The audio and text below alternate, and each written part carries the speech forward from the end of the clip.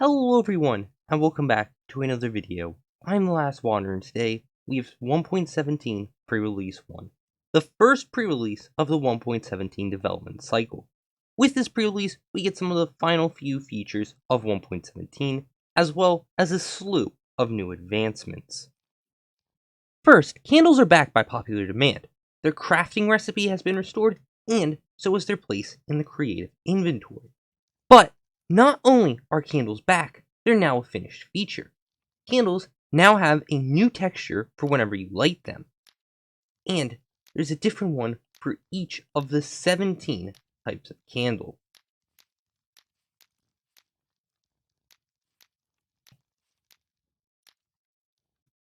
Here are all 17 types of candles lined up, and as you can see, the main changes made to lit candles is that they're a lot brighter than their non-lit counterparts, and that some of them have the appearance of glowing wax at the top of them.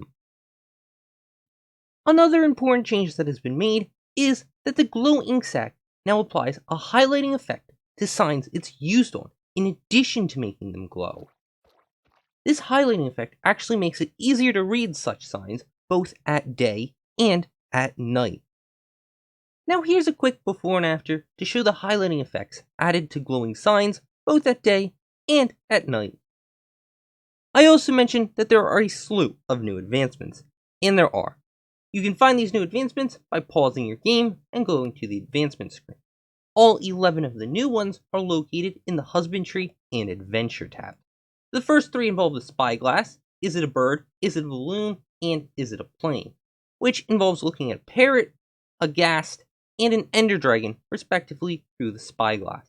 There's also Surge Protector, which involves protecting a villager using a lightning rod, and Light as a Rabbit, which involves walking on powdered snow using leather boots. In the Husbandry tab, we have Wax On, which involves applying wax to a copper block, and Wax Off, which involves scraping off wax from a copper block using an axe. There's also Whatever Floats Your Goat, which is a weird one. All you have to do is get in a boat and have a goat in that boat. There's also Glow and Behold, which is just making the sign of a text glow using a glow ink sac, and the Cutest Predator, as well as the Healing Power of Friendship. You just catch an axolotl in a bucket, and then you and that axolotl have to kill something. Now I'll just show myself getting each of the advancements, starting with Is it a bird? Here's the parrot, here's my spyglass. If I look at it, I get the advancement. For the Is it a balloon advancement, all I have to do is the same thing, but with a ghast. And try not to get murdered. And finally, to get the Is it a plane advancement, all you have to do is look at the ender dragon with a spyglass. That's one weird plane. You can get the Surge Protector advancement by having an unwilling participant next to a lightning rod that's in the air. You can also use a channeling trident, but that's optional. All you have to do is stand near the lightning rod when lightning strikes it. It doesn't just have to come from the player. The Light as a Rabbit advancement is pretty straightforward to get. All you need to do is pop on a pair of leather boots and walk on powder snow. The only problem right now is powder snow does not naturally generate, so you'll have to get it the hard way of putting a cauldron in a cold biome and waiting for that cauldron to fill up. Next, we have a 2-for-1 special with the advancements Wax On and Wax Off. They're both pretty simple. The first one, Wax On, just put a honeycomb on a copper block. For Wax Off, just scrape it off with an axe. Then there's the advancement Whatever Floats Your Goat. Just find a goat, pop down a boat, and hop in that boat. And you get the advancement just like that. With the advancement Glow and Behold, all you have to do is apply a glow ink sac onto a sign. And for the Cutest Predator advancement, all you have to do is find an axolotl and pick it up in a bucket. Finally, for the last advancement, the Healing Power of Friendship, all you need to do is kill a mob with an axolotl. Oh, and this mob has to be a hostile mob, so you're basically limited to just drowns and guardians. With all the advancements covered, the only things left in the snapshot are bug fixes.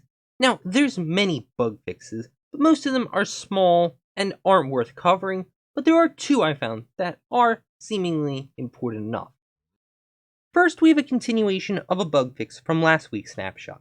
Plants such as grass, ferns, and flowers will no longer generate on blocks like sand and gravel.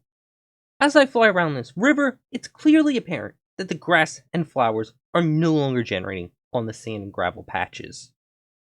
And the other notable bug fix is you can now put azaleas and flowering azaleas in flower pots. Though, unlike their full block counterparts, you can walk through these azaleas in the flower pots. With all that covered, it's important to remember that pre-releases do not follow a set schedule like other snapshots. Instead, they can come out on almost any day of the week.